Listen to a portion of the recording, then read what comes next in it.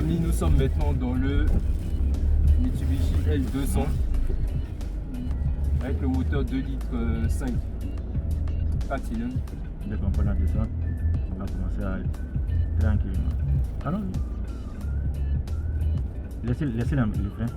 Laissez le frein l'embrayage. Non, il fallait laisser l'embrayage d'abord. Vous avez senti mieux, c'est là que vous avez senti non, le 4x4. C'est une question d'habitude il y a longtemps. Non, en fait, je vous dis, oui, c'est vrai aussi. Si vous laissez l'embrayage et le frein, vous allez sentir le mode 4x4. Il ne va pas accélérer. Ah, d'accord, d'accord. Il va aller tranquillement. C'est activé. C'est activé, Ouais, c'est déjà activé. Bon, là. C'est quoi l'aide à la descente? Oui. C'est pas en tant que la descente, c'est le mode 4x4 qui fait ça. Ah, ok, Il gère le automatique. Une fois qu'il est activé, on a activé 104H, 4 roues motrices. Ouais. Que ça soit une pente, sur une côte, il fait ça lui seul. Ok. Il ne va pas aller vite, il ne va pas aller lentement, il va juste vitesse Le moyenne. bon compromis. Le bon, en fait. ouais, exactement. Ok.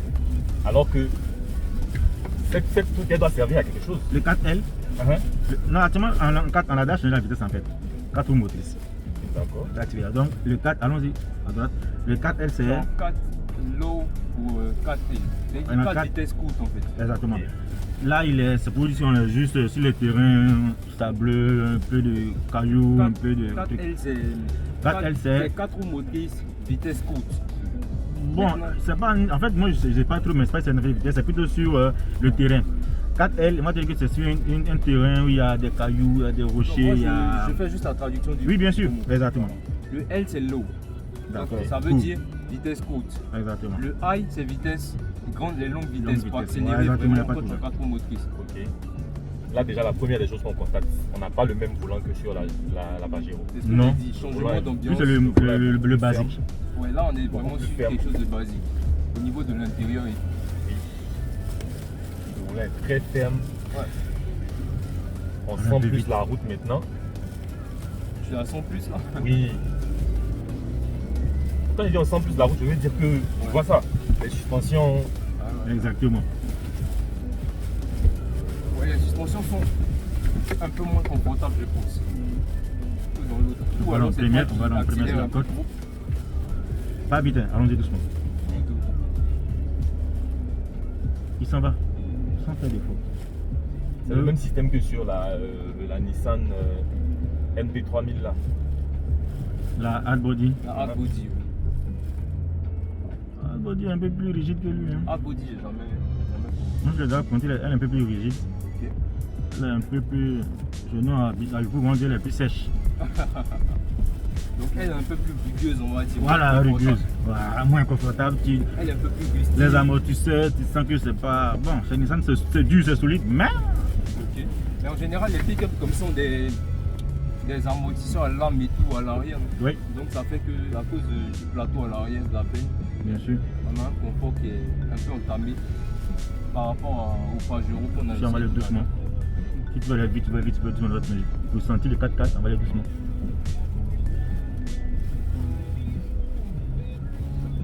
Bon, je n'ai pas eu beaucoup à dire sur cette voiture. T'as rien à dire. T'as quasiment rien dit. J'étais trop concentré sur la conduite. J'étais pas aussi zen que Que dans l'autre.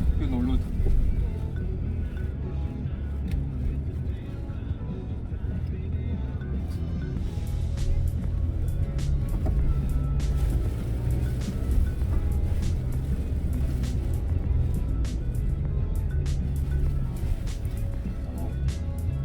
C'est bon? Alors tes C'est bon. impressions? C'est pas le genre de voiture que j'ai forcément envie de conduire tous les jours. Surtout sur un parcours comme ça, peut-être en ville ça peut En passer. ville, ça va passer, c'est clair que ça va passer. Si tu la conduis en ville. Alors qu'elle n'est pas faite pour la vie. Mais bon. Vous avez un chantier quelque part à niveau. Pas forcément un chantier, mais bon. Je pense que elle a du couple quand même. Elle a du couple. Tout à l'heure, je suis parti en deuxième, je voulais partir même en troisième, mais j'ai senti que. Elle appelait. Oui, oui. Donc elle a la force. Elle a beaucoup de force. tirer. Elle a vraiment une beaucoup de bonne force. puissance de tractage. Elle a beaucoup de force. Elle a beaucoup de force. Une tonne de bagages à l'arrière, sans souci. Sur le corps, tu la descends. Sa Oui. capacité de remorquage. Bien sûr, tranquille. Comme si on roulait tranquillement sans problème. Quoi. Elle n'a pas fait de fois pour ça. Ok. Bon, Sa elle- concurrente c'est la Ranger. La Ranger, la Hilux aussi. Oui, exactement. Mais je Donc, pense que c'est la Ranger basique, parce qu'on est sur un modèle basique aussi. Bien sûr. Ouais. Ok. Mais la Ranger par contre va à 1 tonne 2 du remorquage. La benne est un peu plus. Voilà, c'est juste ça. Les gens que vous voyez, c'est vraiment basique. Voilà, c'est vraiment fait pour ça. Le L200 de quelle année? C'est le L200 de 2019, c'est ça? Oui. C'est le L200 de 2019. Ok. De 2019. Oui, c'est celui de 2019. Je sais pas rentrer en première ou quoi. Ah ok, l'embrayage est super long. Donc Oui. première remarque, l'embrayage vraiment la pédale elle est. Franchement elle est interminable. tu enfonces jusqu'au vraiment au plancher quoi. Mais par contre l'embrayage n'est pas très dur donc ça va. Pas très mou non plus, sinon ça serait un gros problème. Ah, c'est de ça qu'il parlait tout à l'heure, l'aide à la descente. Voilà. Tranquille. Ok.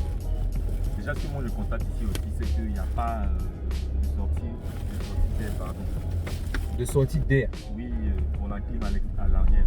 Ah ok, mais là on est vraiment sur du basique. Même dans le plafond il n'y a rien. Il n'y a rien. Ah bon ben là franchement t'es sur un véhicule vraiment agricole. Si on peut dire ça comme ça. C'est un véhicule de papy. Ça, c'est un véhicule de papy, mais vraiment. Franchement, ou alors de, comme il a dit, peut-être d'ingénieur, de machin qui va sur ses chantiers, ou alors de chef chantier. Enfin, Effectivement, des gens voilà. dans des projets comme des projets du bâtiment, la téléphonie. Exactement. Des gens qui sont Voilà. appelés à aller sur des, on va Le dire, hors des terrain. sentiers battus. Exactement. Voilà. Donc après, faut pas rechercher le confort d'un GL dans un L200. voilà, dans un basique. L200 en plus de base, parce que ça c'est la version de base. Donc Il y a vraiment le la volant. clim, 3 branches que je kiffe, mais plastique un peu partout. C'est vraiment c'est basique. Est-ce que tu as constaté, comme moi, que le volant est beaucoup plus ferme? Beaucoup plus ferme dans quel sens? GLS. Dans quoi? Dans la direction? Oui, la direction. Je dirais que je n'irai pas à dire, j'irai pas jusqu'à dire plus ferme, mais je dirais que là on sent quand même le train avant. On sent plus le train avant dans la direction. Comparé à l'auto, vraiment on a l'impression d'être sur, à cause des suspensions, d'être sur un coussin flottant. Franchement, là on ressent plus la route. Je vais essayer d'aller assez lentement d'ailleurs les amis pour que vous puissiez voir de quoi il s'agit. Je vais faire exprès de passer là. Alors on a une très bonne garde au sol. Un angle de fuite aussi qui est assez bien pour un pick-up en général. C'est le défaut des pick-up, les angles de fuite à cause de la longueur de la benne. L'arrière a tendance à frotter quand tu prends vraiment des pentes qui sont trop prononcées. Mais là encore, bon, pour ce qu'on a là, on dirait pas que ce sont les pentes les plus inclinées, mais déjà, je pense pas que dans vos courses quotidiennes, vous allez rencontrer ce genre de terrain là. Donc c'est clair que pour ce que vous allez rencontrer, le véhicule sera largement suffisant. On va essayer cette pente là aussi. Voilà. La côte de CNP, ce n'est pas plus. C'est la une des pentes les plus raides ici. Vous voyez, tranquillement. C'est vraiment. Je vais prendre une petite accélération. Vous voyez, franchement, c'est autre chose. Ça, tu la sens mieux sur la chaussée aussi, sur le bitume aussi. Sur Je le pense beat, qu'elle est vraiment faite. je pense que là, elle est vraiment dans son terrain de prédilection là. Mais après l'accélération tout à l'heure. Après Je pense l'accélération, que c'est pas une. non, je pense que de certaines.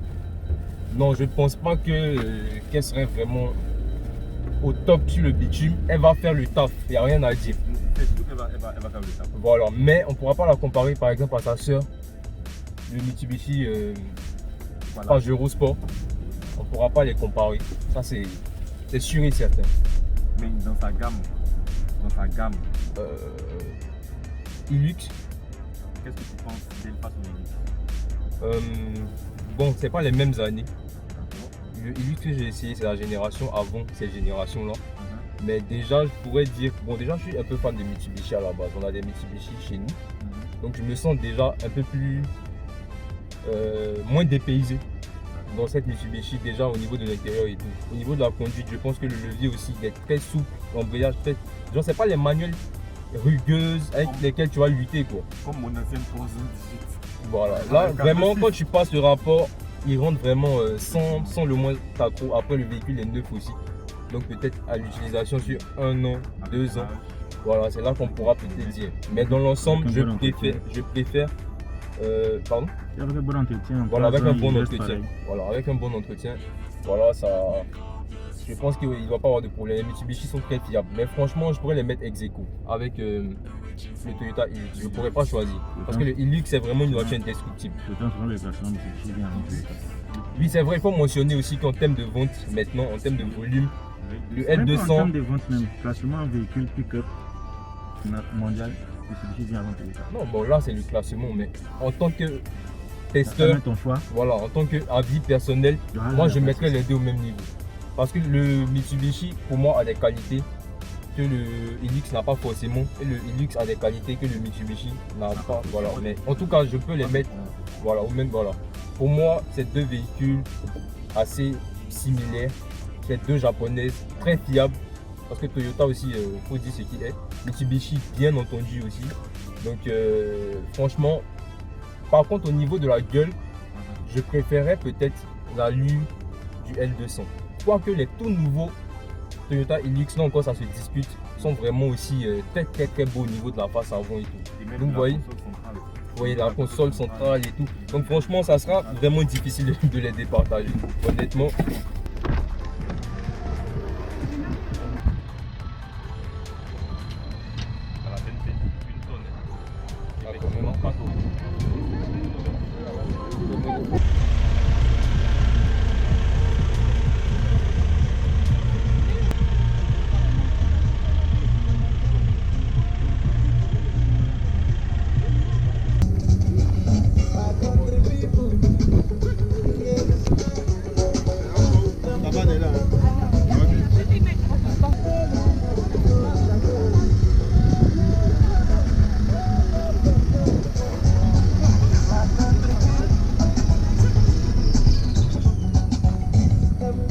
Je pense qu'on a des suspensions à lame.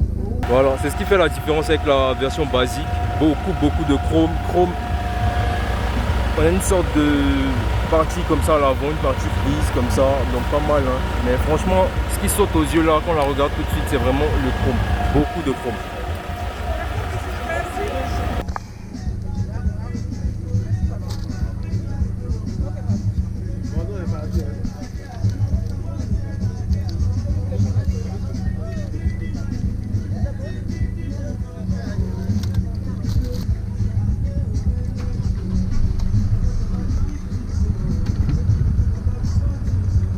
Donc là on n'a pas le virtual cockpit, on a plutôt deux jauges avec un petit écran de bord au milieu, donc pas mal. Là c'est la version full option de la L200 qu'on a testé tout à l'heure. Effectivement. Bon là vous pouvez constater qu'on a des rangements. On a des rangements pour des gobelets, pour des canettes. Il y a aussi la petite molette pour changer de mode, pour passer en mode 4x4, voilà. Si je ne me trompe pas. On a un aspirateur ici. Ah c'est très original ça. On a un aspirateur ici.